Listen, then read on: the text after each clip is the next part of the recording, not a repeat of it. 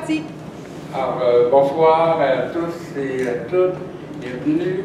Ce soir, on a le plaisir de recevoir Mme Louise Cloutier, une habituée du Cercle Est-Ouest, une femme que je qualifierais globalement de créatrice, créative. Et là, un album ici qui est excellent, qui concerne la peinture des œuvres de M. Blackburn. Et elle va peut-être nous en parler tout à l'heure. Ce que j'avais oublié dans la présentation, c'était qu'elle avait été religieuse. Et je ne sais pas si, je pense que c'est en 1968, justement, qu'il y a un tournant dans sa vie. Elle va probablement nous... C'est le sujet, c'est très important. Donc, il y a un aspect témoignage à la rencontre de ce soir. Bon, alors, sans plus tarder, Mme Louise Cloutier.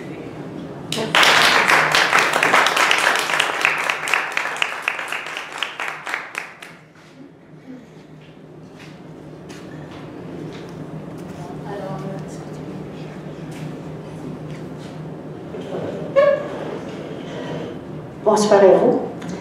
Merci de votre présence, parce que je sais qu'il y avait ce soir plusieurs organisations pour les mêmes personnes dans Trois-Rivières. Alors j'ai dit, j'espère que je vais avoir quelques personnes, mais je suis très fière que vous soyez là.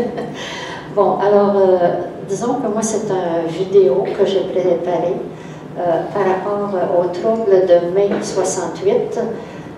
Ça dépend quel âge vous aviez, ça dépend si vous aviez une télévision, c'était en noir et blanc. À l'époque, on pouvait voir les troubles qui se passaient en Europe. Alors moi, disons que je parle de la révolution, disons que les troubles de 68 à Paris, c'est la révolution dans la violence à Paris, tandis qu'ici, on était dans la révolution tranquille au Québec. Et ça, moi, je dirais qu'on s'est né aussi du silence ici, hein, que je vais vous expliquer pourquoi.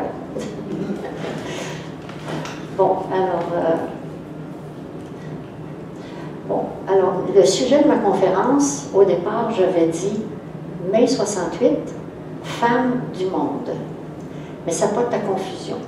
Alors, parce que le mot femme du monde peut signifier femme mondaine, femme publique, femme, enfin, même prostituée. Vous verrez qu'il n'y a rien là-dedans. Bon, mais moi, j'ai voulu comparer deux choses. Femme du monde hors du monde, en étant religieuse, et femme du monde dans le monde, quand j'ai quitté et que je suis devenue laïque. Alors, ce sont les deux thèmes, religieuse, laïque, hors du monde, dans le monde. Et je suis une femme qui a voyagé dans le monde, et je suis une femme du monde. Bon, alors vous voyez à l'époque que ça, c'est dans les années 60. Alors, mon nom en religion, c'est ça, Marie-Danielle André. J'ai pris le nom de mes deux frères, Daniel et André, parce que j'ai juste deux frères. On était 8 enfants, il y avait 6 filles, et donc j'avais pris ce nom-là, et j'étais fille de Jésus. Mais mon nom civil, mon nom de baptême est réellement Louise Cloutier. Alors vous voyez les deux vêtements différents, mais ça c'est dans les années 60. Bon, pourquoi mai 68? Pourquoi les troupes de 1968 à Paris semblaient-ils si importants pour moi et les congressistes qui habitions le Québec? Les troubles déclenchés par les étudiants suivis des ouvriers inquiètent le gouvernement canadien qui songe à défendre au groupe de voyageurs de s'envoler pour Paris. Je dois quitter le 1er juillet pour participer au congrès de l'ISME, International Society of Music Education, à Dijon, en France. Là, on est au mois de mai, alors c'était risqué. Alors, à notre arrivée, il est prévu de traverser Paris en bus. Est-ce qu'on va y arriver? Bon, le printemps 68, moi j'ai pris cet extrait-là du journal Le Monde le 9 mai 2018 parce que cette conférence, je devais la donner l'an passé. Alors vous allez voir que je suis comme 50 ans après, mais l'an passé, 2018, même si on est en 2019. Et ce soir, c'est le 19 mars, la fête de Saint-Joseph, et c'est le patron des filles de Jésus en plus. Ça tombe le même soir. Bon, moi je ne suis plus là, mais je veux dire... Saint-Joseph existe, les filles de Jésus aussi, hein, existent toujours. Bon, donc en mai 68, plusieurs générations aux visions inconciliables de la société s'affrontent. D'un côté, des leaders étudiants, soutenus par des intellectuels et philosophes, prêts à changer la société, et rejoints par des syndicalistes et opposants politiques. De l'autre, un pouvoir qui ne perçoit pas la nécessité de changement qui s'exprime. Les femmes, très présentes dans les cortèges, sont en revanche reléguées au second plan par des leaders très masculins. Voilà, sous les barricades, vous remarquez que la photo n'est peut-être pas extraordinaire. J'ai vu ça sur Internet, c'était global comme ça. Alors, il y avait les barricades par les autos, il y avait les incendies, les manifestations, et il y avait un texte, il est interdit d'interdire. Bon, alors les principaux protagonistes, j'en ai parlé un peu précédemment, mais je vais les nommer cette fois-ci. Alors, il y a les leaders étudiants. Probablement que vous avez entendu parler de Daniel Cohn-Bendit, très célèbre à l'époque. Il était de l'Université de Nanterre, et c'est en banlieue parisienne. Et c'est lui qui, le 3 mai, a déclenché, dans le fond, les mai 68, les troupes de mai 68. Et à l'université, à la Sorbonne, c'est Alain Gesmard qui, le soir même, fait la grève aussi avec les étudiants, demande la grève. Romain Goupil, lui, c'est un lycéen, donc c'est au niveau du secondaire. Donc vous avez 2 universités plus le lycée qui va jusqu'à seconde, première, terminale. C'est différent d'ici, le système, ça correspond au cégep, disons. Ensuite, il y a les intellectuels et les artistes. Qui ne connaît pas Jean-Paul Sartre, il s'est impliqué, à un moment donné, il dit qu'il fallait tout casser, ce que faisait l'université, etc. Et puis, on a entendu parler aussi élection, piège à con, ça c'est une expression de Jean-Paul Sartre à l'époque. Maintenant, Jean-Luc Godard, moi c'est ce que je suis en cinéma aussi. Alors Jean-Luc Godard, lui, il était le cinéaste de la Nouvelle Vague. Puis il était contre le fait qu'on demande à Henri Langlois de la Cinémathèque française de quitter son poste. Et lui, il défendait Henri Langlois à la Cinémathèque, et même il a arrêté les événements qui se produisaient au Festival de Cannes en cinéma, parce que le Festival de Cannes est au mois de mai en général chaque année. Alors il a même fait arrêter les événements au Festival de Cannes à Nice. À Cannes, non loin de Nice. Bon, alors, le pouvoir. Quelles sont les personnes qui étaient au gouvernement à ce moment-là, qui étaient en cause? Bien, il y a notre grand Charles de Gaulle, qui était président de la France, son premier ministre, Georges Pompidou, et puis, il y a, au niveau du préfet de police de Paris, c'est Maurice Grimaud, qui voyait vraiment à ce que tout se déroule dans le meilleur des mondes. Il voulait éviter cette violence-là, mais en fin de compte, elle s'est produite. Ensuite, il y a les syndicalistes et opposants, puis vous avez certains noms, là, Georges Séguy, Alain Crévin, Pierre Mendès France, qui lui était de Grenoble, puis François Mitterrand, qui lui deviendra président en 1981. Mais à ce moment-là, en 68, je vous expliquerai après qu'est-ce qu'il a fomenté. Parlez plus lentement, parce que c'est trop d'informations de rendre en vitesse. D'accord. Je vais essayer. Bon, alors, ici, un CRS, vous savez que c'est un gendarme, au quartier latin. Vous avez les manifestations, les incendies de voitures, puis les lancements de pavés. Ici, on a de l'asphalte, mais la France, c'est le vieux pays, alors les pavés, surtout dans le quartier latin, il s'en est tiré pas mal. C'est pour ça que quand on est arrivé à Paris, nous, parce que là, vous allez voir que tout va finir par se régler, mais regardez tous les partis politiques et les mouvements et les syndicats avec tous les acronymes là, que vous voyez. Je vous fais grâce de tout ça. Je veux juste vous dire que ce sont toutes des organisations qui ont lutté pour ou contre les événements sociaux qui se passaient à ce moment-là. Mais je retiendrai le premier en haut parce que l'UDR, c'est l'Union pour la défense de la République et c'est le président Charles de Gaulle qui était le président. On appelle ça l'UDR. Alors vous avez tous les partis des étudiants, des travailleurs, Parti communiste, Parti socialiste. Et comme à l'heure actuelle, en 2018-2019, vous avez le REM, la République en marche, avec le président Emmanuel Macron que vous voyez à la base. Alors, ce sont des sources que j'ai prises dans le journal Le Monde du 9 mai 2018. Voilà notre grand président Charles de Gaulle, qui a été président de la France de 1958 à 1969, donc un an après les événements de 68. Je vais vous dire le déroulement, je vais essayer de vous présenter le déroulement de la situation des troupes de 68. Je reviens au 3 mai où Daniel Cohn-Bendit déclare la grève à l'Université de Nanterre. Précédemment, je vous ai montré des photos, des barricades, etc. Et je saute au 27 mai. Le premier ministre Georges Pompidou arbitre les accords de Grenelle entre le gouvernement et les syndicats des travailleurs. C'est l'échec. Eh bien, le lendemain, 28 mai, Charles de Gaulle, qui est le président de la France, quitte la France en catimini pour Baden-Baden en Allemagne.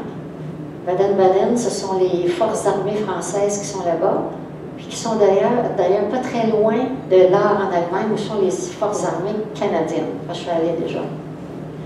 Mais le même jour, le 28 mai, François Mitterrand, du Parti socialiste, a décidé d'annoncer sa candidature à la présidence de la République.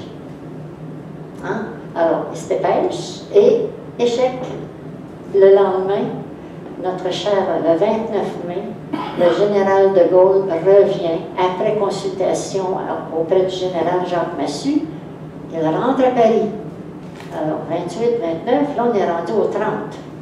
Et le 30, de Gaulle dissout l'Assemblée nationale, met fin à la crise de mai 68, et le 30 juin, il est réélu aux législatives parce qu'il a déclaré les élections. Alors, Paris est en liesse, et nous, au Québec, les groupes de congressistes peuvent s'envoler vers Paris, parce que tout est réglé. On se questionne, à la fin de ces événements-là, le mai 68 a-t-il déchristianisé la France? C'est un article de la revue Pèlerin. Vous voyez ici 2 carmélites en avant, plus en majorité tous des hommes. Je ne sais pas si c'est Malraux qui est de dos, c'était pas indiqué. Moi, je suis partie pour enseigner en 72 là-bas. Donc, ça faisait 4 ans que mai 68 avait pris fin. Et je me suis rendu compte que dans les écoles, dans les lycées, on enseignait 6 jours par semaine. Mais dans ce sens que le mercredi après-midi, tous ceux qui avaient de religions différentes, qu'ils soient musulmans, qu'ils soient juifs, qu'ils soient chrétiens, qu'ils soient protestants, chrétiens, mais protestants ou catholiques, et on avait congé. Mais ils reprenaient pour que les gens puissent aller pratiquer leur religion à ce moment-là, un mercredi, mais à l'intérieur des horaires scolaires. Et puis, cet après-midi-là était remplacé était remis le samedi suivant. Alors, ça faisait une semaine de 5 jours, mais le mercredi, tout le monde allait faire ses ablutions, comme on disait, là, à un moment donné. Alors, est-ce que ça a été déchristianisé? J'en suis pas sûre, parce que j'ai jamais vu autant de pratiques en France quand moi je suis allée.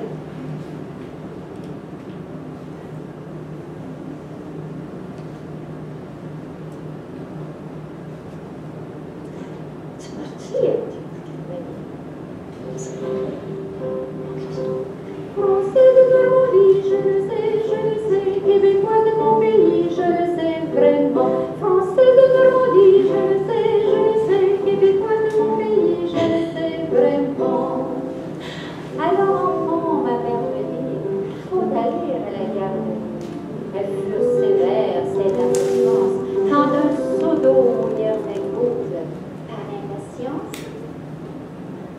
linge scolaire, jardinier, français, histoire et du piano, de sœurs venues de la Bretagne, de ce hameau de Locminé, du Québec. Française de Normandie, je le sais, québécoise de mon pays, je le sais vraiment. Française de Normandie, je le sais, québécoise de mon pays, je le sais vraiment. Désirant être professeur, je franchis le seuil de l'école où persuasive ses sœurs firent de moi une pédagogue.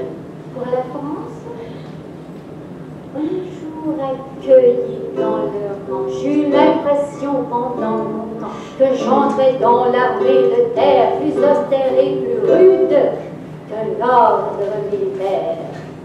Française de Normandie, je le sais, québécoise de mon pays, je le sais vraiment. Française de Normandie, je le sais, québécoise de mon pays, je le sais vraiment. En pénible, je repris l'accent fort de ce Québécois. J'appris à vivre sans mon sang dans ce pays où les enfants sont de tout le temps. Depuis ce jour, je voyage, je roule ma bosse dans cette France, ravie de revoir mes cousins, du Berry, de la Normandie, d'où coule le bon vin. Éduquée à la française, je le fus, je le sais, mais voilà, je suis québécoise, laissez-moi rêver.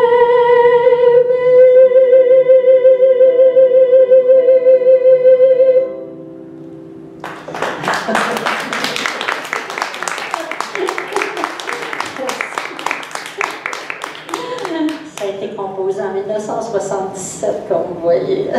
J'étais en France dans ce temps-là. Bon, alors, femmes hors du monde. Alors, j'ai été 10 ans en communauté et je suis sortie le 21 juin 1968. J'étais entrée en 58. Alors, j'étais consacrée à Dieu par la règle de Saint-Augustin, la prière, la récitation de l'office, la méditation, le coutumier des filles de Jésus de Carmaria et les 3 vœux de pauvreté, chasteté et obéissance. Remarquez qu'à l'heure actuelle, si c'est dans l'actualité, à plein, même avec le pape François et tout ça, à propos de la chasteté. Ensuite, je me suis consacrée à la musique, aux études et à l'enseignement. Et j'avais un vêtement religieux qui s'allégeait à l'époque. Vous m'avez vu comme tel tout à l'heure, mais à un moment donné, on a perdu le bandeau, puis on est devenu avec un voile seulement. Puis après, elles ont pris un vêtement laïque, qu'on dit laïque, mais tout en étant religieuses. Habillées comme vous et moi, là. Bon, alors Jean 23 et le Concile Vatican II. Pourquoi est-ce que je parle de révolution tranquille née dans le silence? C'est parce que c'est Jean 23 en 1958 qui, 6 mois après, a déclenché le Concile, a décidé que le Concile Vatican II aurait lieu. Mais il est décédé à peine 2 mois après le début, et c'est Paul VI qui a pris le flambeau par la suite. Alors, je vous fais peut-être grâce de tout ce qui s'est passé, là, mais en tout cas, les religieux, les prêtres, on a quitté certains ont quitté, mais d'autres personnes ont quitté le costume aussi. Les messes, la musique a été remplacée, la musique grégorienne a été remplacée par du plus moderne et populaire. Ensuite, la messe s'est dite face au peuple. Les instruments d'orchestre remplacent l'orgue momentanément. Plusieurs religieux et religieuses sont écartés des écoles et du soin des malades dans leurs hôpitaux. Puis bon nombre de prêtres quittent et s'engagent dans la société. Il faudrait un jeune Boulay pour fonder l'Université du Québec en 68. Monseigneur Alphonse-Marie Padan, vice-recteur de l'Université Laval, et une religieuse des Sœurs de Sainte-Croix, Sœur Marie-Laurent de Rome, pour produire un rapport sur la réforme de l'éducation au Québec. Moi, je suis dans l'éducation, qui sera adoptée sous le gouvernement de Jean Lesage par le ministre de l'Éducation, Paul Gérin-Lajoie, qui a été ministre de 64 à 66. Et vous vous souvenez des insolences du frère Intel qui a amené à la fondation des cégeps en 67. Bon, moi, mon questionnement, rester, sortir, religieuse, laïque. Mon combat intérieur, je voyais réellement la lumière au bout du tunnel. Et c'est une expression qui prend tout son sens. Moi, je suis à ce moment-là, au début de 68, je suis dans l'entrée et il fait très noir, même si je vois une lumière au bout. Alors, de janvier à Pâques, comment en sortir? État des lieux. Alors, je suis professe depuis le 13 août 66 chez les Filles de Jésus. Je suis étudiante au bac à l'Université Laval en musique depuis 2 ans. Je réside à Sillery chez les Sœurs de la Sainte-Famille de Bordeaux et j'ai accès à la télé. C'est la 2e fois en 10 ans que je peux regarder la télévision. J'ai regardé l'assassinat en 63 de Kennedy et puis cet épisode-là, justement les troubles de 68 à ce moment-là, où j'ai pris conscience de ce qui se passait dans ce monde. À Sillery, je suis des cours donnés par un professeur de l'Université Laval. N'oubliez pas ça, là, ça c'est particulier. Aux futurs professeurs en année doctrinale, le cours porte sur la sexualité, dont la contraception. C'est des cours qui se donnaient aux religieux et aux religieuses qui étaient en communauté. Toutes les religieuses qui venaient des États-Unis ou du Canada et qui devaient faire leurs vœux 1 an plus tard, étaient réunis au même endroit et qu'on suivait des cours sur la sexualité pour qu'ils sachent à quoi ils s'engageaient, pour qu'elles sachent à quoi ils s'engageaient. C'était assez particulier, ça ne se faisait pas ça à l'époque, hein? C'était le seul endroit. Alors j'ai pris mes états d'âme, je ne veux pas quitter, je demande conseil à la maîtresse des novices, elle m'ouvre le droit canon de l'Église catholique, puis elle confie mes lettres que j'avais écrites à un prêtre. Et puis, à l'intérieur des murs du couvent, une religieuse considérée comme une mystique me laisse entrevoir que ce que je vis laisse à penser que j'en suis probablement à la 5e des 7 demeures énoncées par Sainte Thérèse d'Avila dans le château intérieur. Remarquez que moi, j'ai eu un choc dernièrement en faisant mon vidéo, parce que je ne m'attendais pas du tout à apprendre tout ce que j'ai appris, même sur Internet. Moi, je sais bien que Sainte Thérèse était une mystique, une carmélite espagnole qui est née au 16e siècle. Elle est la première femme docteur de l'Église. Et les 2 photos que vous voyez à droite représentent le Bernin Sainte-Thérèse d'Avila, l'extase de Sainte-Thérèse d'Avila au Bernin, à la chapelle Cornaro de Rome, à la Santa Maria della Vittoria, à Sainte-Marie de la Victoire. Et puis c'est l'extase qu'on voit dans le visage. Et on a 2 écrivains, 2 psychanalystes, Julia Kristeva, qui écrit ceci en 2008. Elle a écrit d'abord un livre qui s'appelle Thérèse, mon amour, un livre de 750 pages sur Thérèse d'Avila.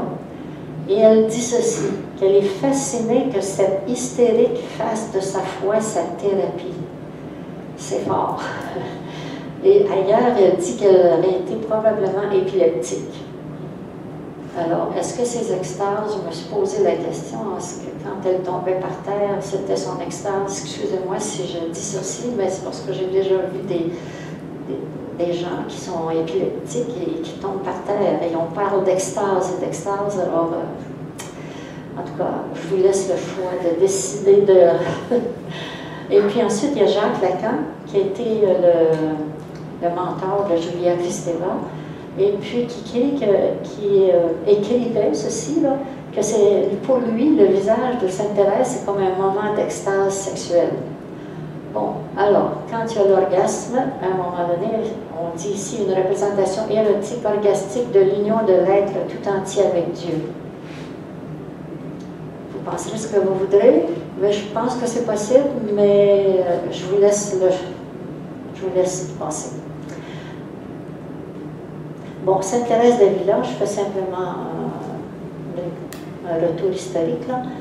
Donc, elle est née à Castille. Son grand-père était juif de Tolède, qui s'est converti au christianisme. En 1536, elle entre au couvent de l'Incarnation à Avila, où des carmélites suivaient une règle grandement adoucie. J'avais entendu dire même qu'il y avait des carmélites qui étaient forcées d'entrer, ce n'était pas une vocation, mais elles étaient de la noblesse, et comme elles étaient femmes, elles étaient peut-être les premières, ils voulaient qu'un homme dirige comme prince ou roi, etc. Alors on les mettait au couvent. Alors elles étaient comme forcées. Et ensuite, j'ai su aussi qu'il y avait des prétendants à l'époque qui allaient pour des soirées de danse avec les sœurs. C'est pas du tout ce que c'est qu'on pensait. Hein? Alors, malade, elle quitte en 1537 et revient en 1539. En 1542, pensez-vous qu'elle se convertit et pensez-vous qu'elle avait besoin que les carmélites avaient besoin de réformes? Je pense, hein, d'après ce que je vous ai dit auparavant, je pense que les carmélites avaient besoin de réformes. Alors, c'est là qu'elle s'engage dans la voie de la mystique, puis elle va fonder à peu près 17 carmélites durant ce temps-là, et commence sa réforme de l'ordre des carmélites, pendant que du côté masculin, Saint Jean de la Croix réforme les carmes rénovés en carmes déchaussés. Tout simplement, ils n'ont pas de bas. C'est ça que ça veut dire dans le sens du terme. Alors, Sainte Thérèse a publié 2 livres, le livre des fondations et le château intérieur. Et c'est ce qu'on appelle le livre des demeures. En général, il y en a 7 demeures. Vraiment, il faut lire le texte parce que c'est complexe. Disons que ça parle de l'oraison à l'extase. C'est un peu dans ce sens-là. C'est été rédigé en 1577. Bon, alors entre le 11 et le 14 avril, là, ça me concerne, ma décision est prise et je passe ma fin de semaine à Trois-Rivières.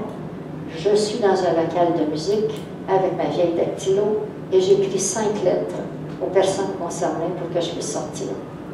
Alors, à la Maison généraliste des Filles de Jésus, à la Sacrée Congrégation des Religieux Roms, à l'évêché de Trois-Rivières, à la supérieure de ma communauté, à la supérieure provinciale des Filles de Jésus. Sœur Marie-Lucienne de Jésus. Puis, je vais vous lire un texte que j'ai publié d'ailleurs en 2008 concernant Sœur Marie-Lucienne de Jésus, parce qu'elle est décédée le 28 juin. Je suis sortie le 28 juin, c'est elle qui m'avait aidée pour sortir en 68, puis elle est morte 40 ans plus tard, le 28 juin. Alors, c'est pourquoi, 2008, alors c'est pourquoi j'ai écrit un texte. Donc, je vais vous lire ça. En 1968, je quittais le voile, mais j'ai gardé de grandes amitiés. Le 28 juin 1968, je sortais du couvent après 10 ans de vie commune chez les Filles de Jésus de Trois-Rivières. Ça résume, non? Les funérailles de Sœur Gisèle Gervais, parce que son nom civil, c'était Sœur Gisèle Gervais, mais son nom religieux, Sœur Marie-Lucienne de Jésus, auquel j'ai assisté à Claire-Maria ce même 28 juin 2008, 40 ans plus tard, jour pour jour, me l'ont rappelé de plein fouet. Toute une série de souvenirs de cette période de formation, de travail intense et d'amitié sincère, parfois marquée par l'épuisement. Sœur Gisèle Gervais occupait le poste de supérieure provinciale. En 1968, j'étais étudiante en musique à l'Université Laval de Québec. La télévision noir et blanc nous présentait les troubles de mai 68, provoqués à Paris par les étudiants de la Sorbonne. J'étais dans le mouvement de changement apporté par Vatican II. Je n'avais aucune idée de la guerre qui se déroulait au Vietnam. J'ignorais tout du mouvement hippie en Californie, tout comme du printemps de Prague. Je ne soupçonnais pas l'hostie-chaud de Charlevoix et Forestier. Une force intérieure me voulait ailleurs. J'avais quitté le monde. Je devais retourner dans ce monde. J'ai quitté le voile avec ses règlements, mais pas mes amitiés. Il y a eu un petit flottement au début qui a duré quelques années même. Il y avait des personnes qui disaient que j'étais sortie parce que je n'avais pas la vocation, d'autres que je n'avais jamais eu la vocation, d'autres que j'avais perdu la foi, d'autres, dont certains prêtres, qui parlaient de vocation temporaire. Le monde changeait, même les laïcs divorçaient. Alors, je pourrais continuer là, tout le long, mais je vais poursuivre parce que le temps avance. Hein? Bon, alors, donc, j'ai convoqué mes parents. Ça, c'est une photo en 58 avant que j'entre. Mais quand je les ai convoqués en 68, Mon père était très heureux que je parte, mais ma mère était blessée dans sa fierté parce que c'était un honneur d'avoir une religieuse dans la communauté. Alors, j'ai dû me préparer pour le départ. J'ai eu 485 $. On m'avait promis 500, mais comme j'ai pris le train pour aller me trouver un emploi à Montréal, on m'a enlevé 15 $ de prix du train.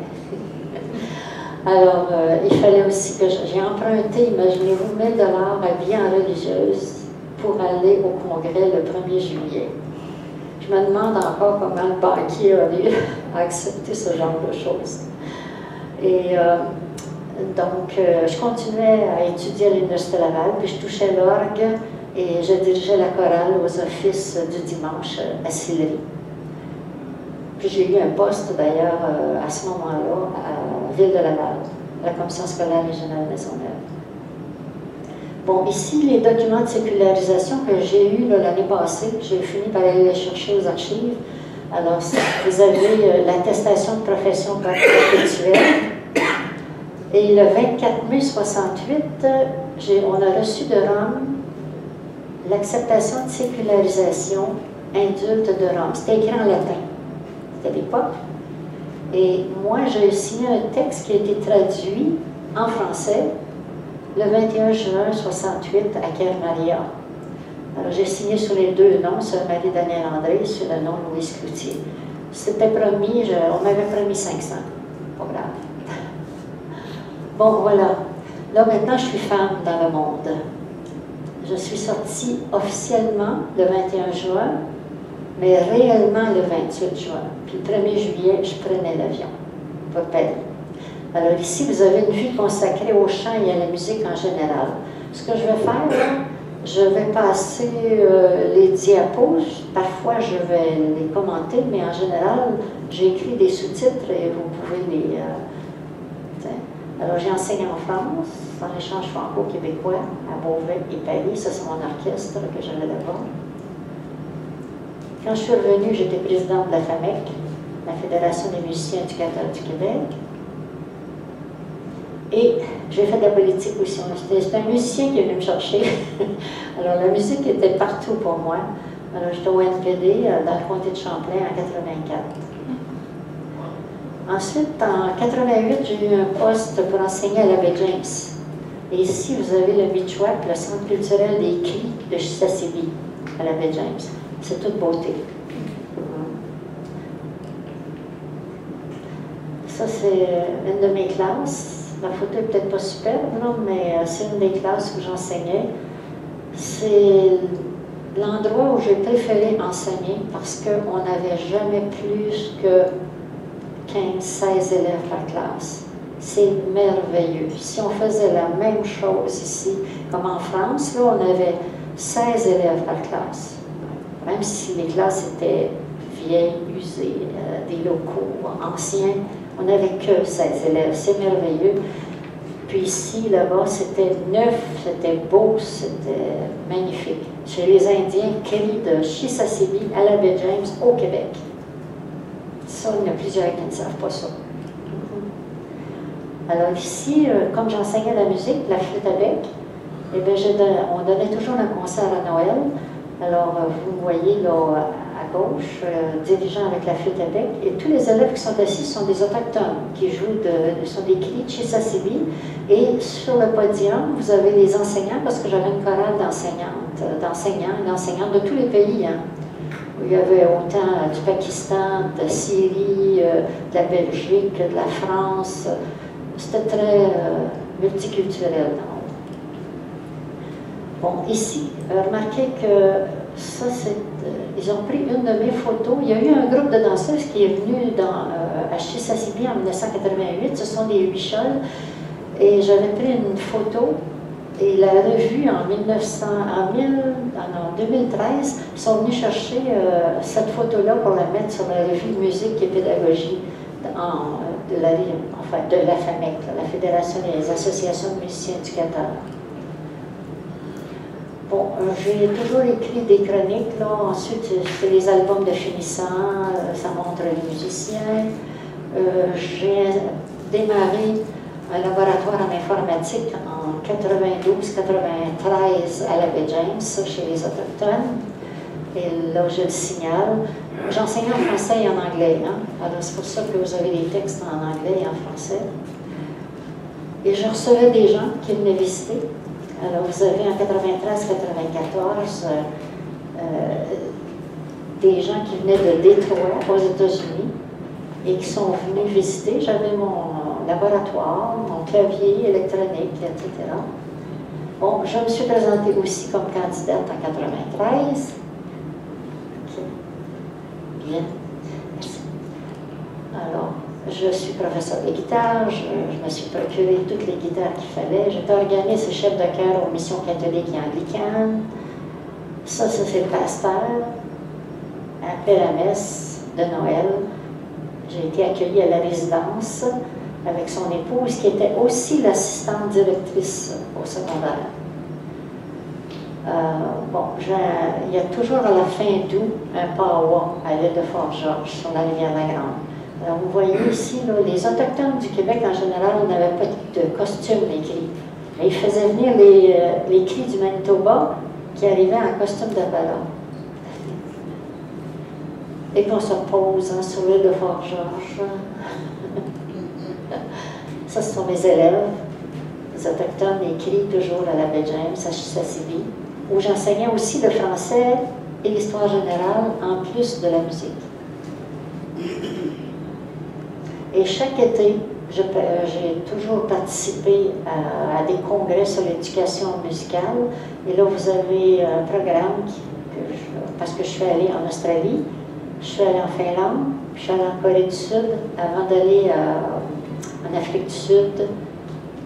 Et, donc, vous avez tous ces programmes-là qui m'aidaient. Toutes les innovations se trouvaient là mondialement. Tous les 2 ans, on avait un congrès international dans une des parties du monde.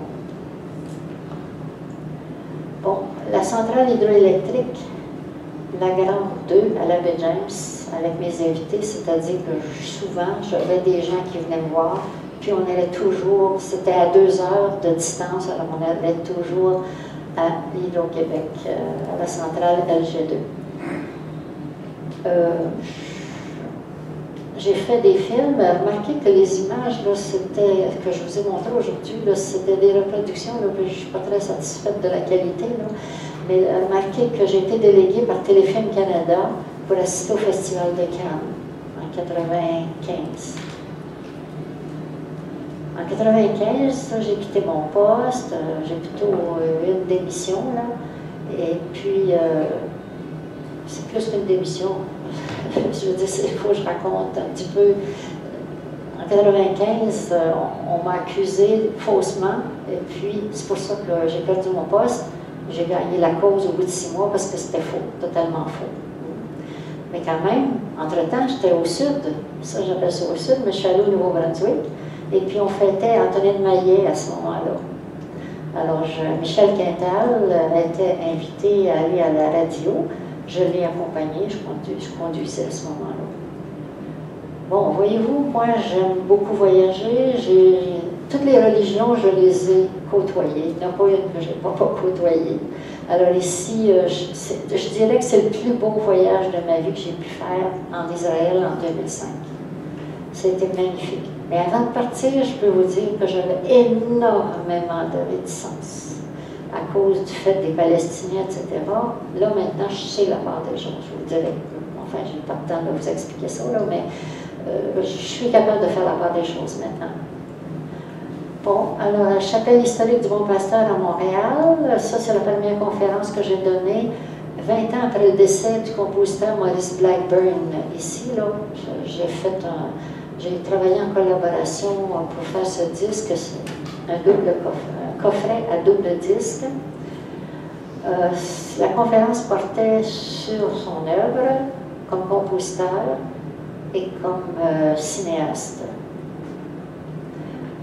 Ici à Trois-Rivières, Jeanne-D'Arc Tessier, on m'a demandé d'aller préparer les funérailles posthumes de Jeanne d'Arc qui avait guidé les gens, les touristes, pour leur expliquer les vitraux à la cathédrale de l'Assomption. Alors j'ai été chargée de ça, c'était une belle messe. voyez que je suis pianiste, je suis chez une amie. Et en 2014, c'était une très grosse année parce que j'ai organisé 19 activités au niveau de la province de Québec. Et donc, j'ai donné des conférences. J'ai été à l'ONF, à la Cinémathèque québécoise, au Musée de la civilisation. En tout cas, et ici, je ne sais pas s'il y en a qui connaissent Pascal Gélina, le fils de Gracien Gélina, qui est le réalisateur du film Ticoc. Vous avez entendu parler du film Ticoc? Alors, lui a le livre de son père à l'heure actuelle. Et puis, c'est parce que Maurice Blackburn a écrit la musique du film de son père, Ticoc.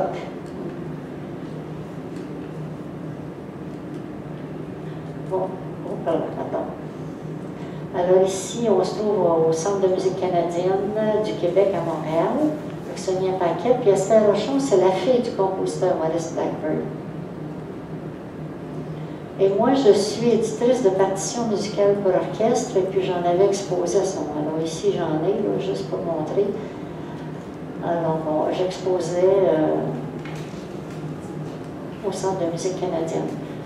Et j'exposais aussi au Musée de la civilisation de Québec, les œuvres de Maurice Blackburn, toute l'année 2014-2015.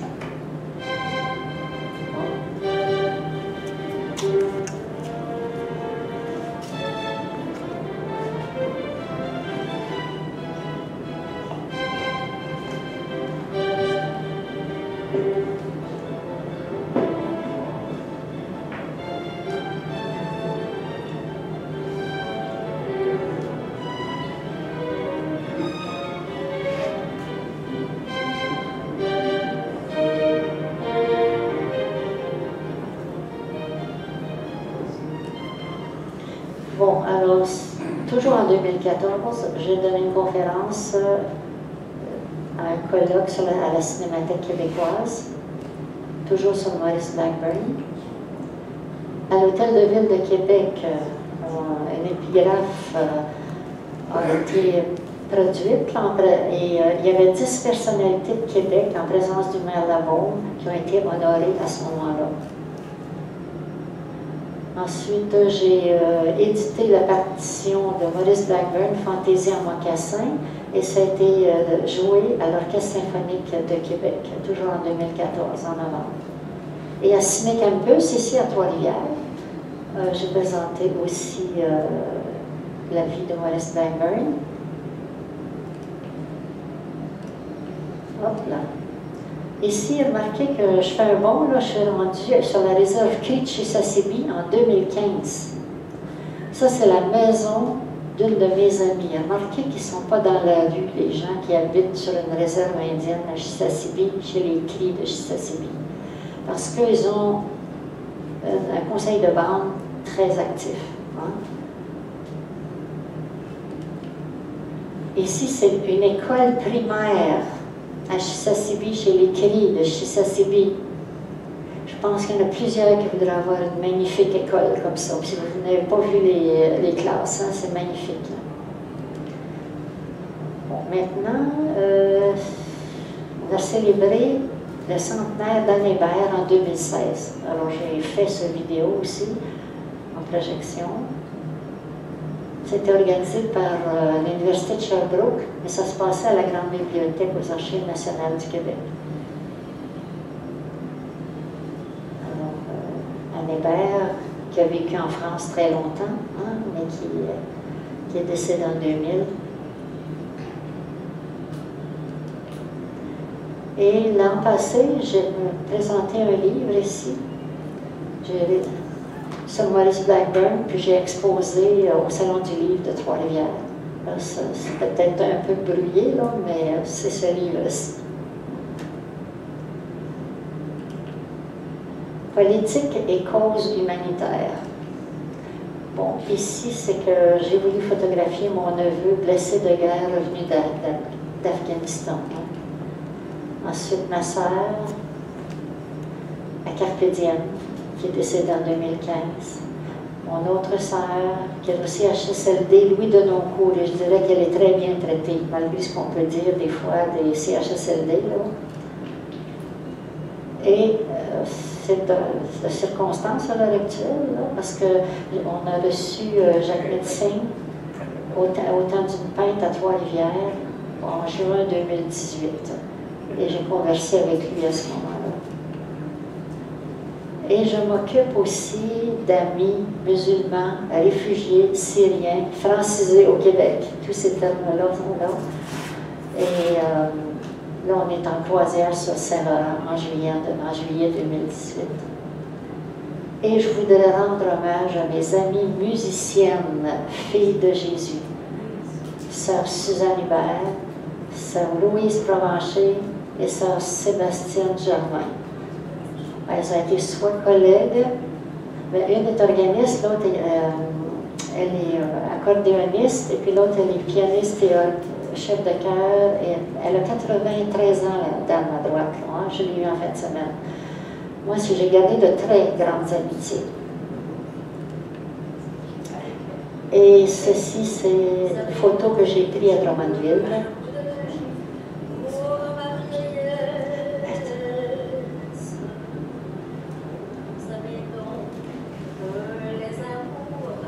Devrait connaître, mais ils vivront ce que vivent les roses, l'espace d'un, vous savez quoi, ne s'appelleront jamais immortels, ne seront jamais que feu de joie, mais vous ne saurez jamais le soir d'une vieillesse. Vieil amour sur vieil amour, l'âme se verse. Le cœur usé mais plus tendre qu'avant, fragile à l'œil, sensible au vent, sachant la vie sur son dernier printemps, pauvre immortel. Se dresse ma chanson, le plus je pense que ce qui me rappelle de moi et d'importance. J'avoue la vie m'a mis à ma façon, j'aime l'amour et le printemps, comme je voudrais ce soir que ma chanson s'achève et meurt tout doucement.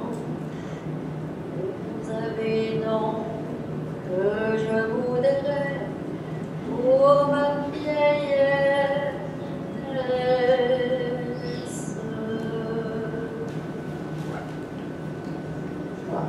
Merci. Merci beaucoup, Louise.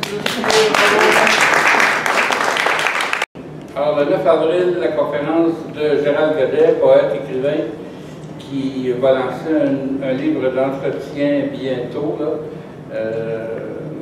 aux éditions de Nota Bene. Et en tout cas, peu importe. Et cette fois-là, le 9 avril, il va nous présenter Voir le monde avec Yves Boisvert, le poète Yves Boisvert, qui est décédé il n'y a pas tellement longtemps. Il y a un beau film aussi qui a été fait, qui tourne autour de la vie de Yves Boisvert. J'espère que vous le verrez parce que c'est un très beau film au point de vue esthétique. Voilà, merci pour votre générosité. Là, on va faire partie. Oui. C'est moi qui porte un micro, là, il n'est pas pesant. Si vous voulez l'avoir entre les mains, je vous le laisse. Peut-être moi j'avais une question. Allez-y. Disons, après mai 68, il me semble que ça n'a pas eu d'effet majeur, peut-être, au Québec, mai 68. J'avais peut-être 24 ans, il me semble, le 68, moi, j'ai rien retenu presque. En parler, moi. Participer peut-être à la Révolution tranquille, c'est tout. En 1968, j'avais lu tout ce qui s'était publié en France, à la bibliothèque, parce que les revues françaises, ça coûte cher. Et puis, pas longtemps après, on a occupé le Collège Sainte-Marie, puis toute une série de facultés ou de départements d'université. Il y a eu des occupations, c'était plus que des grèves. Hein. Et puis, je me souviens qu'à Sainte-Marie, on a été délogé par la police. On a négocié, on avait emprisonné le gardien de sécurité, on l'avait enfermé dans un placard. On a mis des chaînes dans les portes, en fait, à Radio-Canada, c'était toute une histoire. Et en 1068, oui, c'était bien important, là. Tout de suite après, les groupes marxistes-léninistes, trotskistes, ça s'est développé, nous je les connaissais à peu près tous, maoïstes, en lutte, la forge, tout ça, là, ça a des répercussions, l'histoire de 809, pas nécessairement de rapport avec le FLQ, puis 1970, c'est autre chose. C'est mon point de vue. Mais même avant 68, ah oui, ça remonte à 63. Si vous permettez que je fasse une intervention de ce côté-là, c'est que moi, j'ai pris conscience en sortant de ce qui s'était passé avant de sortir. Et ce qui arrive, c'est que toutes les écoles sont passées, enfin, les religieux qui étaient dans les écoles, c'est terrible d'être obligés de quitter leurs écoles, de ne plus avoir l'autorité sur leurs écoles, sur les hôpitaux. Et le pape Jean XXIII a été celui vraiment qui a ouvert, je dirais, qui a donné une ouverture aux religieux, aux prêtres, etc. C'est pour ça que dans le fond, ça se passait dans le silence, vous vous en aperceviez pas. Mais c'était énorme ce qui s'est passé. C'est énorme. Et c'est pour ça que je dis que ça s'est né du silence. Parce que qu'est-ce qui dominait chez les religieux, les prêtres et les religieuses aussi? C'était le silence. Mais combien on a fait de choses dans le silence? Combien on a créé ou pas rien créé? On a quitté, on a beaucoup quitté. Et le Québec, à ce moment-là, tout bougeait de l'intérieur, que je dirais. J'ai trouvé ça, moi, je trouve que c'est un aspect qu'on a oublié, parce qu'on parlait, vois-tu Clément, là, toi, tu avais extériorisé avec le cégep, tu dis, là, à ce moment-là, vous aviez extériorisé parce que vous n'étiez pas dans un couvent, vous étiez à l'extérieur, mais ça bougeait énormément, comme l'école normale Val-Marie s'est fermée, il y a 6 ou 8 organisations qui ont formé le cégep, là, à un moment donné. Mais tout ça s'était tenu souvent par des religieux et des religieuses et des prêtres. On nous a mis comme dehors. La société a fait que l'événement, ce temps-là, c'était le temps. C'était le temps. Hein? Et puis Jean XXIII a beaucoup, même s'il avait été élu à 83 ans, son concile Vatican II a vraiment révolutionné dans le monde, puis au Québec très spécialement. En tout cas, moi je considère que les religieux et les religieuses et les prêtres ont été pour beaucoup dans la Révolution tranquille, pour beaucoup. Ici, juste un instant. La date frère Untel, les insolences du frère Untel qu'on vendait pour $1 dans les petits magasins du coin. Ça a eu, je crois, une énorme influence sur les gens, sur la Révolution, les gens de la rue, dans la rue, qui venaient faire leur magasinage. Est-ce que vous savez la date? En 61. En 61, il y a les insolences du frère. Alors, ça s'est accumulé, l'influence du peuple, bien, c'est accumulé jusqu'à 68. En 67 aussi, parce que vu que ça a été créé, les cégeps, grâce aux insolences du frère Untel, entre autres, là. Et puis, entre autres. Et qui a dit, ne soyons plus les moutons, soyons des bergers. Et puis, il faut ajouter que la réfection du centre de Trois-Rivières eu lieu en même temps, parce qu'ils ont défait l'église. Comme vous savez, l'église St. Andrew, l'église anglaise, et toute la rangée, le presbytère de cette église anglaise, puis toute la rangée, l'ancien hôtel de ville en briques qui était tout le long du parc. Et ils ont fait toute la réflexion où est l'hôtel de ville, n'est-ce pas? Ça, je ne savais pas ça. Vous n'avez pas. Il y a certainement quelqu'un ici qui a vu le début, comment on a jeté à terre l'ancien hôtel de ville et toute la rangée de bâtisses importantes comme St. Andrew's United Church, qui avait été l'église presbytérienne anglophone depuis l'église depuis 1925, c'est devenu United Church, l'église unie du Canada. Avant ça, c'était l'église presbytérienne. Eh bien, ça a été jeté à terre pour faire place à la bibliothèque municipale. Alors, et le parc Champlain ici a été refait complètement. L'ancien, il y avait un gazebo, une place pour des petits concerts, et comme ça, style victorien, ça a été complètement balayé et toute la disposition a été changée. C'est sûr que l'Église a beaucoup... l'Église a vraiment changé de bout pour bout, quoi, dans un sens, là, dans les années de notre évolution ici, mais dans le monde aussi. Dans le monde aussi. Ce n'est pas qu'ici. Hein? Parce que, dans le fond, il y a tous les catholiques, il y en avait dans le monde entier, puis qu'ici, Jean XXIII avait décidé de libéraliser davantage les communautés. Mais on aurait beaucoup à dire là, à l'heure actuelle, parce que je trouve que ça tombe à un moment donné, là, avec les prêtres, tout ce qui se passe avec le pape François et tout.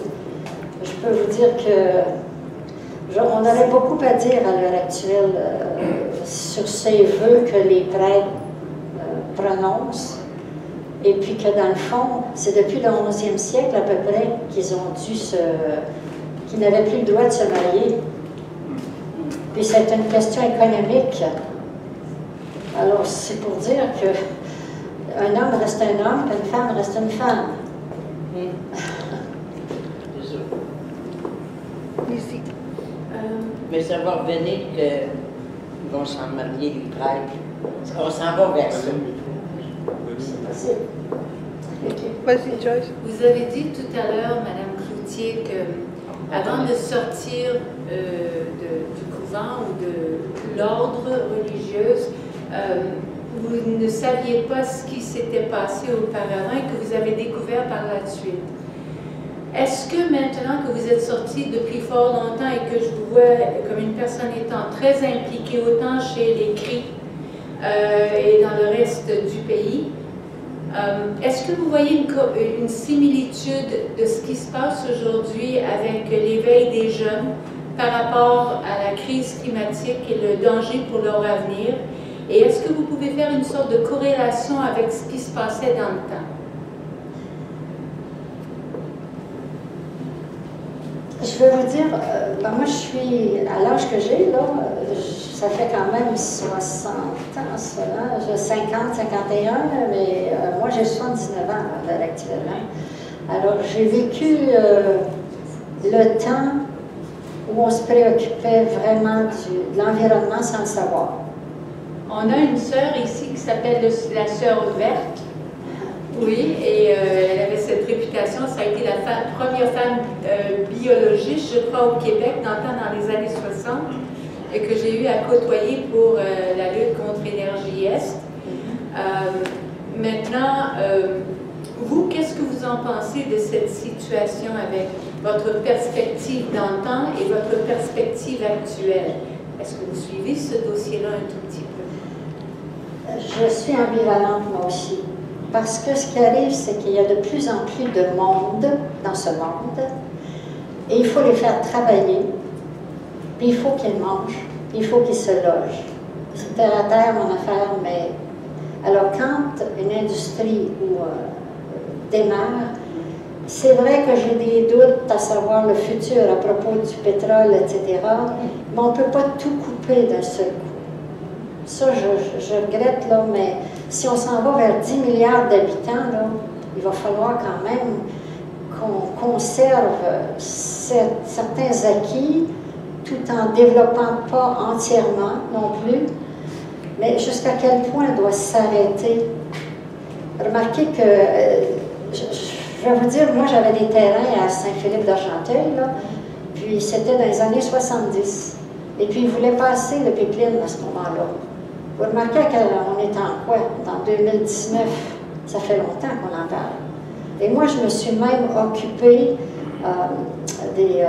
tout ce qui regarde, par exemple, la biomasse, pour retransformer les produits agricoles, pour que c'est la biomasse qui contenait soit ça peut être du bois, des copeaux de bois, ça pouvait être tout ce qui est reconstitué dans la nature à un moment donné.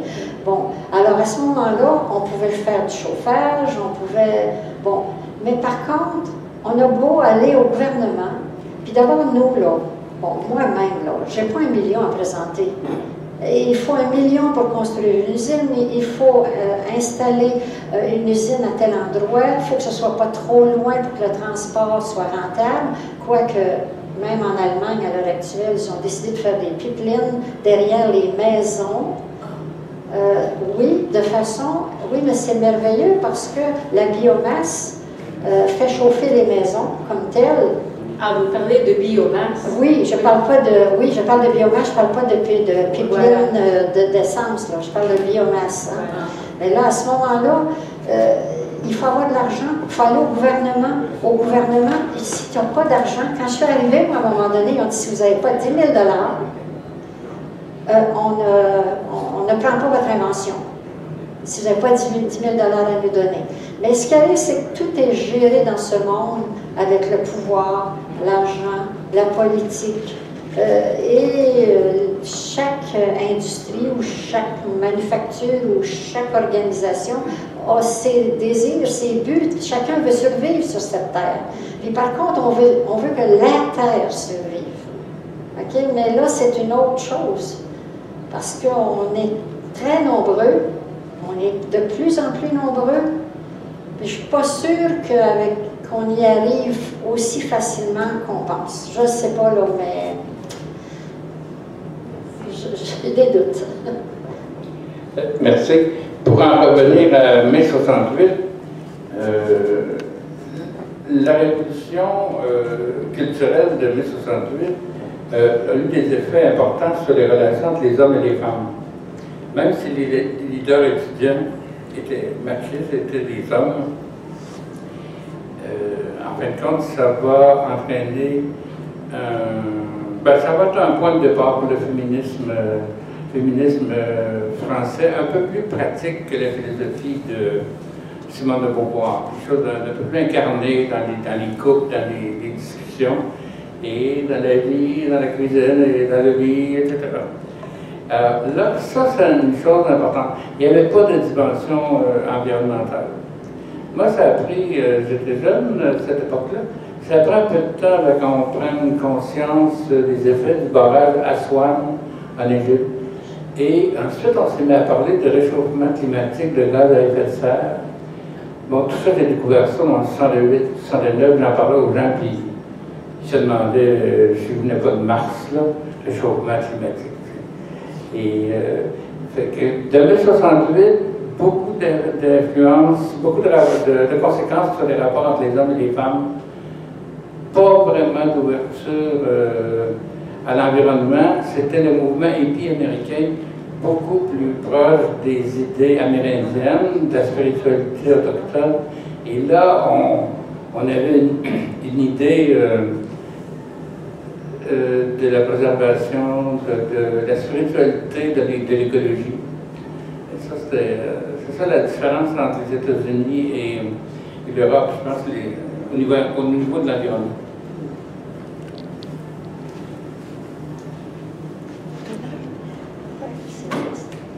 Une autre question de Donna, excusez. J'étais impressionné par votre parcours. Vous transportiez d'un pays à l'autre, d'une organisation à l'autre, d'une démarche scientifique ou d'une démarche artistique, intellectuelle. C'est très impressionnant. Bon, relativement à la question de correspondance, par exemple, d'époque à époque, moi, en 67-68, je faisais des études en philosophie, 69-70, je faisais des études en philosophie, et c'était avec des étudiants jésuites, entre autres, à l'époque. On était 5 étudiants laïcs parmi tous les étudiants jésuites qui arrivaient de Montréal, avec ils étaient en maîtrise, ils étaient en doctorat, ils étaient au bac, puis on suivait des cours avec tout ce monde-là. C'était pas facile pour 5 ans. Et puis, il y avait des gens qui aimaient ça, organiser des manifestations dans les rues de la ville de Trois-Rivières, manifester contre la guerre au Vietnam, manifester contre Saint-Roncet, c'était marxiste-léniniste assez fort.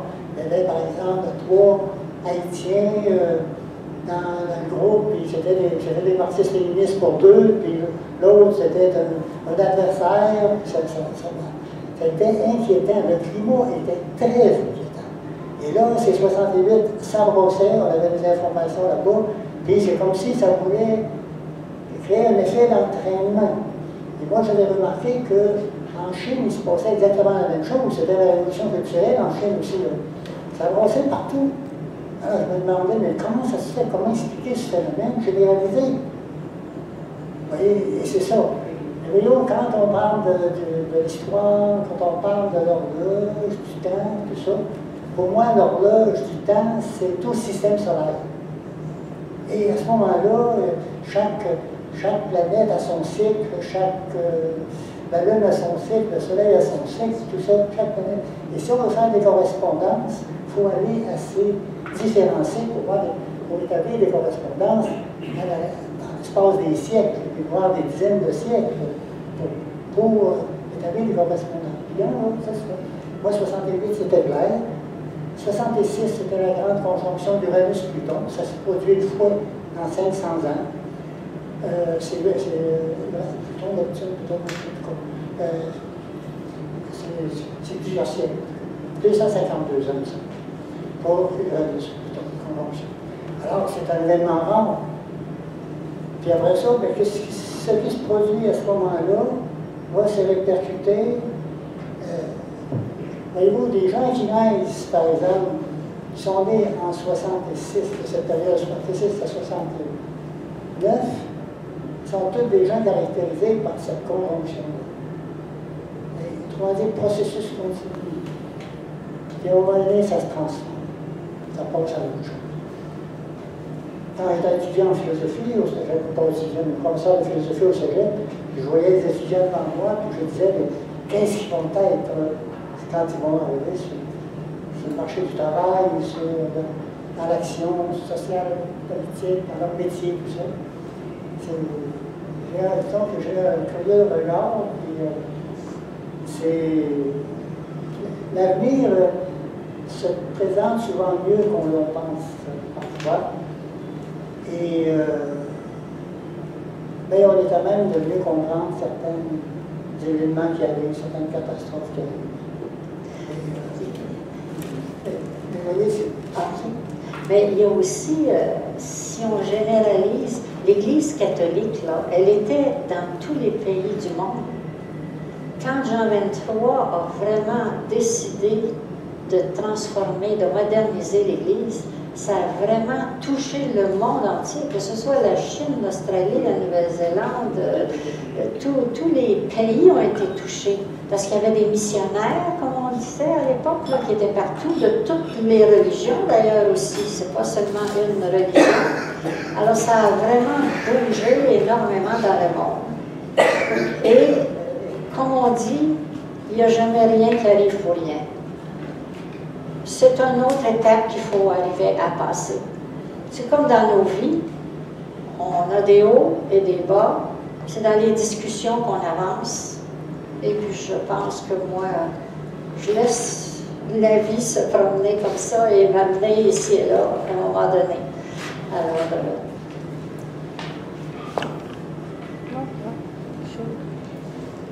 Alors, je me demandais ce que vous avez trouvé d'intéressant, s'il y a quelque chose que vous avez trouvé d'intéressant durant le temps de ce revirement qu'il y a eu en fait en France dans les années 68.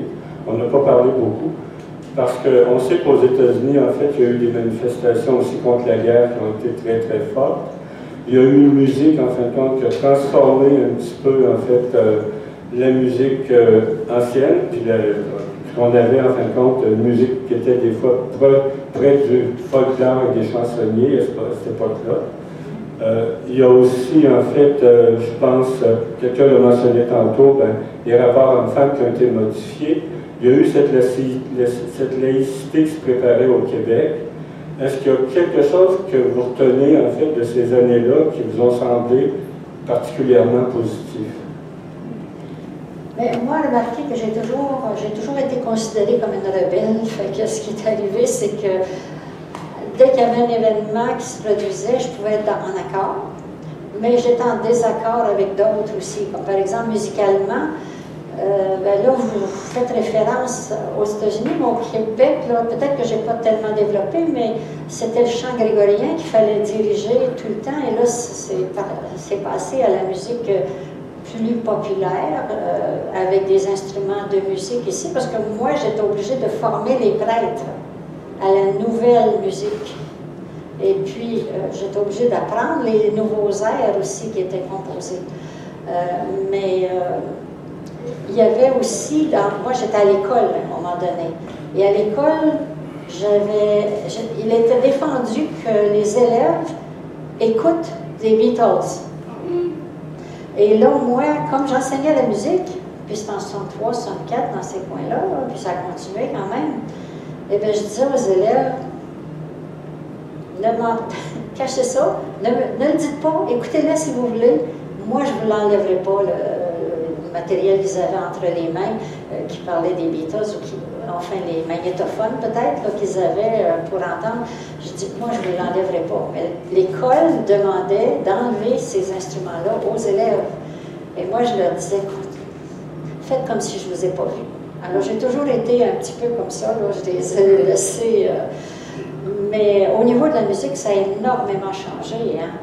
Parce que là, l'orgue revient, mais moi j'étais organiste à l'époque, mais là, à un moment donné, on jouait presque plus à l'orgue, il y avait de la guitare, de la batterie, etc. Puis, petit à petit, l'orgue est revenu, puis là, l'orgue s'en va, puis ça revient, ça passe. Il y a des concerts plus que des offices avec le... Mais par contre, les offices sont... quand il y a un orgue quelque part, on l'utilise. Et puis, il y en a encore qui suivent dans les conservatoires des cours d'orgue, et puis... ça bouge, ça vient, ça part, etc. Mais nos talents, quand on les a, on les met en valeur au moment où ça peut, où on nous demande. Ben, des fois, on fait des provocations. On dit, tiens, je vais donner un concert de telle façon. Et des événements comme tel, la manif en 68 en France, est-ce qu'il y a quelque chose qui vous revient en tête particulièrement? 68, ben c'est très politique, mon affaire. Vous avez vu que je n'ai pas tout le distingué, enfin, je n'ai pas énuméré tous les partis politiques, mais ils avaient toute leur philosophie, leur façon de penser, pourquoi. Hein? Alors, l'UDR, le Parti socialiste, le Parti communiste, le Parti des étudiants aussi, le CGT, la Confédération générale des travailleurs, tous ces gens-là discutaient il s'unissait à nouveau, c'était le Parti socialiste uni, qui était le Parti socialiste tout court, il devenait uni, le Parti communiste, on faisait d'autres rassemblements, mais les universitaires étaient très engagés, les universitaires, mais ils étaient un peu comme contre les politiciens en poste, mais il y avait aussi les politiciens qui voulaient prendre le pouvoir aussi, comme Mitterrand, là, qui voulait prendre le pouvoir au moment où De Gaulle ne savait plus quoi faire avec la société, là, parce qu'il se disait qu'est-ce qui va se passer, moi je m'en vais, je ne sais plus quoi faire. Alors, heureusement qu'il est revenu après, qu'il y a eu de bons conseils à Baden-Baden des forces armées, mais il a pris la décision ferme, on arrête l'Assemblée législative et puis on déclare les élections. Et c'est là que mai 68 a comme un peu pris fin parce que durant un mois où on préparait les élections, parce que vous savez qu'en France, c'était le 30 juin, mais c'est toujours il y a toujours deux élections hein, avant le 23 juin, plus le 30 juin. Puis là, il a été réélu, puis là, la paix s'est réglée jusqu'à un certain point. Mais n'empêche que quand moi je suis arrivée, c'est pas beau à voir hein, dans le quartier Saint-Germain, là, voir toutes les boutiques complètement dévalisées, comme le cinquantenaire qui a commencé l'année passée avec les gilets jaunes. C'est un peu la même chose qui recommence, là, hein. Mais ça dure plus longtemps à cause des samedis. Là, on est rendu au 18e. Là. Bon. Mais par contre, on s'est rendu compte, moi je me rends compte que la société s'est enrichie énormément, mais il y a toujours des casseurs quelque part, et qui nuisent à la philosophie, puis aux bonnes intentions sociales des gens. Et c'est quand moi, là, je vois tout ce qui détruisent ces gens qui sont là, les casseurs que je parle, parce que les gens qui ont des bonnes intentions pour que la société se renouvelle, c'est parfait. Mais il y a toujours de ces gens qui s'infiltrent, qui gâchent les désirs des gens de se renouveler. Mais par contre, la France, nous autres, il paraîtrait qu'au niveau des taxes, là, si je reviens à ça, il paraîtrait que nous autres, on paie 37% de taxes, mais en France, c'est 42 à peu près. Donc, mais moi, quand j'étais en France, j'ai toujours trouvé qu'ils avaient énormément, ils sont des gens socialistes, là, je veux dire, dans ce sens qu'ils ont beaucoup de services sociaux, énormément. Ils ont beaucoup plus de services. Peut-être que ça a diminué depuis le temps, là, parce qu'il y a l'immigration aussi qui arrive. Hein? Ça change, ça. Puis dans les écoles, là, moi, en tout cas, quand j'enseignais, même en 74, 75, à Paris, j'avais presque la moitié de ma classe qui étaient des gens qui arrivaient de l'Afrique du Nord. Alors, moi, il fallait que je m'adapte pour qu'ils comprennent, au lieu de l'arabe, qu'ils apprennent à comprendre le français. Alors, ça crée tout un bouleversement, ça ne va pas au même rythme tout le temps. Quand vous avez tous les gens qui parlent la même langue, c'est plus rapide. Mais par contre, moi, je suis passée par la musique puis par les dessins. Puis j'ai été voir en Égypte, au Maroc, en Tunisie, pour connaître la culture. Puis je revenais dans les classes, puis je disais, ah, là, donc, je dessinais, je faisais de la musique, j'apportais de la musique de leur endroit. Et c'est comme ça que j'établissais la communication, puis ils apprenaient plus facilement le français. Parce que moi, en tout cas, mes méthodes faisaient qu'ils apprenaient davantage le français. Mais n'empêche que la religion, l'immigration, les partis politiques en France, il en pleut. Hein? Ils adorent la politique, ils adorent faire les partis. De fonder des partis tout le temps, du nord au sud, de l'est à l'ouest. S'ils ne font pas des manifestations, ils ne sont pas heureux. C'est la France. Hein? Et puis moi, mais comme de raison, quand je suis arrivée, je parlais très peu, mais quand je suis partie, je pense que j'avais appris à parler. Parce que vraiment, si on ne parlait pas, les 4 premiers mois où je suis arrivée, je ne parlais pas. Et on me disait des bêtises. Madame, j'entrais à l'hôtel et vraiment, j'étais mal vue. Et quand j'étais aussi insultante, j'appelle ça aussi insultante, on m'a apprécié, vous ne pouvez pas vous imaginer. J'ai joué le même jeu et c'était formidable après. Mais c'est comme ça, c'est leur culture, leur façon d'être. Hein? Bon, écoutez, moi, disons, on est porté à comparer les contestations de mai 68 avec la Révolution tranquille. Moi, je pense qu'il y a une grosse différence. Peut-être la ressemblance entre les deux, c'est que la parole s'est libérée.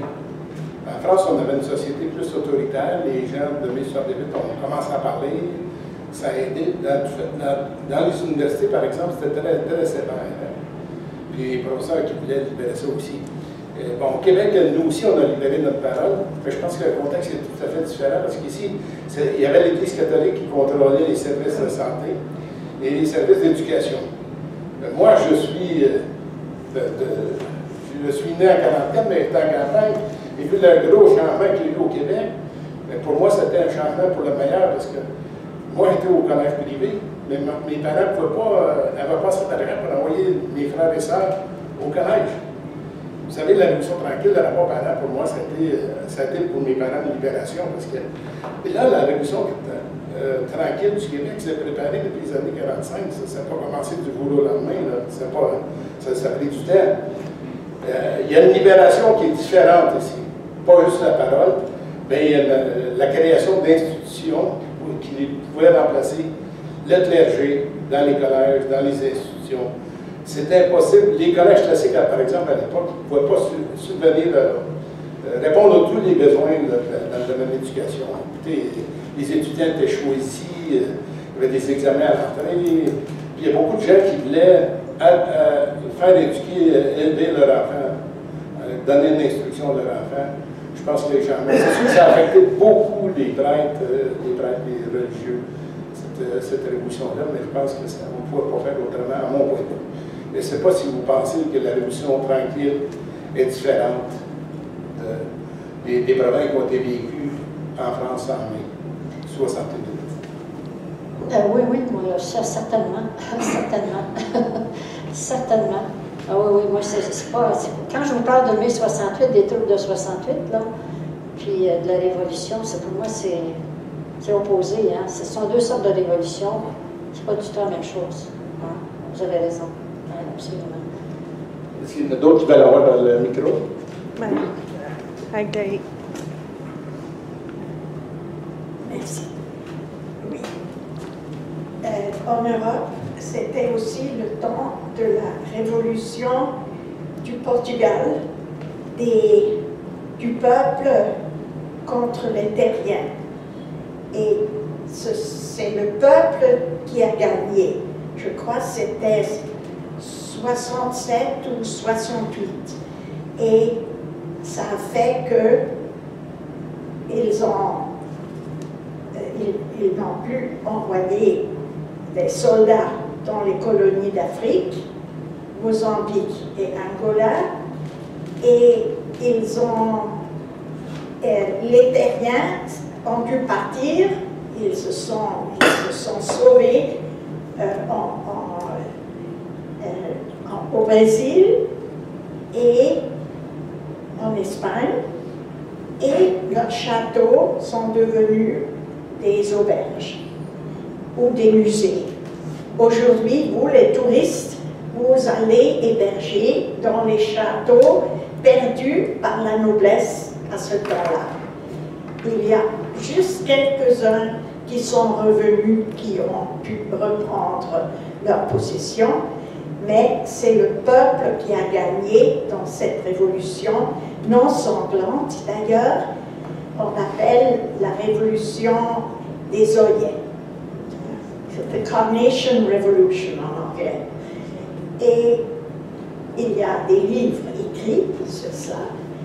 Et donc c'est un exemple où le peuple, les socialistes ont gagné, contrairement à l'Espagne où avant la guerre, la Deuxième Guerre mondiale, il y avait, comme vous savez, la révolution du peuple contre leurs terriens et Franco et la royauté. Et là-bas, c'est le peuple qui a perdu. Même si les Anglais, beaucoup d'étudiants ont aidé le peuple, Orwell a décrit ça dans ses livres, George Orwell, et là, donc en Espagne, Franco et les royalistes ont gagné et le pauvre peuple a perdu. Mais au Portugal, c'est l'inverse.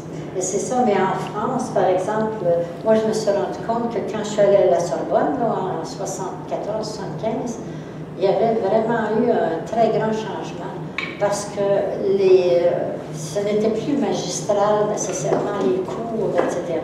On était d'une liberté, mais peut-être un peu trop grande. Là. Quand je suis revenue au Québec, je trouvais que on me traitait comme une enfant ici, là.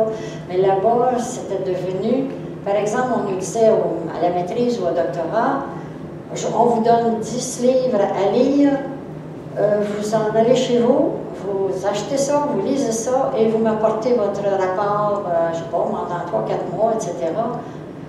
Et quand je suis arrivée ici, il fallait que j'écrive la première page, deuxième page, les 10 premières pages, pour aller les présenter, pour aller les faire.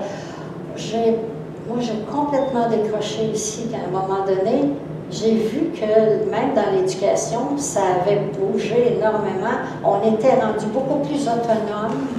Je regrette de vous dire ça, mais on était plus autonome en France qu'on était ici au niveau universitaire. Je parle de ce niveau-là que je connais davantage.